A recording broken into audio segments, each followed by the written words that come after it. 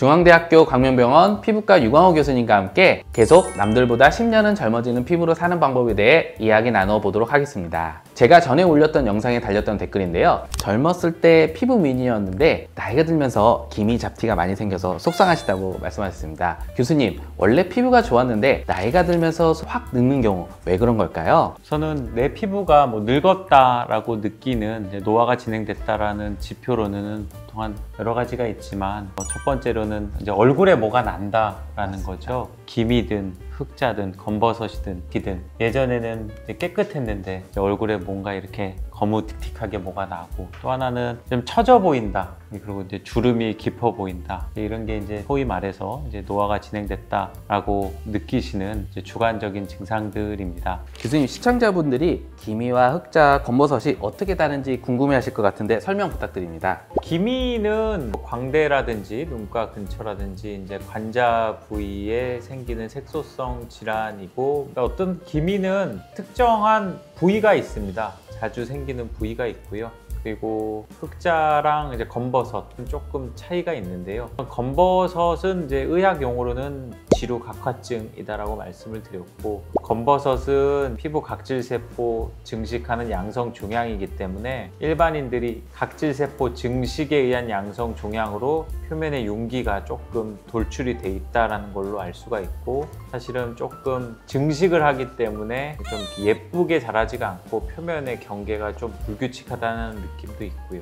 흑자는 보통 이제 노인성 흑자나 일광 흑자라고 이야기를 하는데, 그거는 양성 종양이 아니고 피부의 색깔 공장에서 많이 과활성화가 돼서 생기는 갈색 반점이기 때문에 표피에 변화는 없고 표면이 좀 오돌도돌하지는 않고요. 그리고 좀 경계 부위가 좀 샤프하고 날카롭고 불규칙하진 않고 어느 정도 겉으로도 감별이 되지만, 하지만 일반인 분들이 보기에는 100% 감별하기는 좀 어렵고요. 그거는 좀 전문가에서 도움을 받으셔야 됩니다. 크림만으로 검버섯을 제거할 수 있는지요, 교수님? 절대 없습니다. 그 이유는 크림이 어떠한 작용 원리인지를 아셔야 되는데요. 크림은 아까 이제 우리 몸에서 정상적으로 있는 색깔 공장들의 활성도를 좀 낮춰주는 작용을 하는 거죠. 그 검버섯, 지루각화증은 제가 아까 말씀드렸지만 표피가 증식이 되어 있는 양성 종양인 거지, 우리 몸에 있는 색깔 공장들의 활성화가 되어 있는 그러한 색소성 질환은 아니기 때문에 피부 공장, 색깔 공장을 주로한 타겟, 즉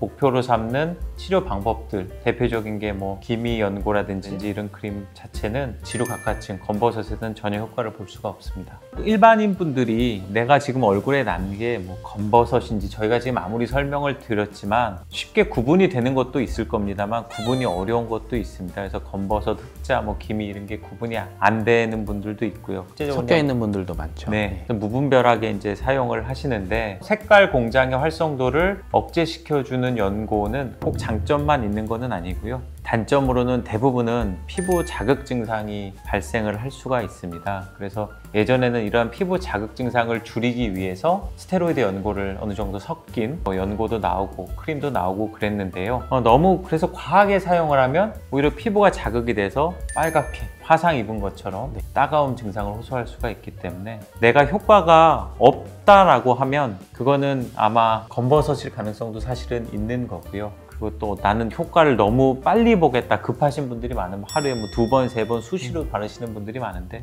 절대 그렇게 사용을 하지 마시고요. 먼저 보습제를 먼저 쓰고 검버섯이 아닌 부위에 밤에만 한번 도포해 보시는 것도 추천해 드리는 방법입니다. 기미와 검버섯, 흑자에 대해서 잘 구별해서 각각에 맞게 잘 치료한다면 정말 10년은 젊어질 것 같고 만족도가 있을 것 같습니다. 마지막으로 우리가 주름 모공 개선에 레티놀 성분을 많이 바르긴 하는데, 저는 레티놀 때문에 자극이 생길 수 있는 기미 피부에는 되도록 권유하지 않고, 색소는 없지만 주름이나 모공이 신경 쓰이는 분들은 바를 수 있다고 말씀드리는데요. 레티놀이 잘 바르면 도움은 되지만 잘못 바르면 레티노이드 피부염 등 민감성 피부의 증상이 올 수 있는데, 레티놀 바르는 요령이나 꿀팁이 있으면 알려주십시오. 과유불급이기 때문에 올바르게 사용을 하시는 것이 가장 중요한데요. 레티놀 자체는 어느 정도 피부에 자극 증상이 있습니다. 그렇기 때문에 피부 자극 증상을 줄이기 위해서 먼저 사전 테스트로 뭐 피부가 좀 두꺼운 팔이나 먼저 발라보는 방법도 있지만, 그보다는 먼저 앞에서 말씀드린 바대로 피부를 어느 정도 좀 안정화시키는 보습제를 먼저 쓰시고, 그다음에 레티놀 성분을 쓰시면 흡수도도 올라가고 안정도도 좀 생기고요.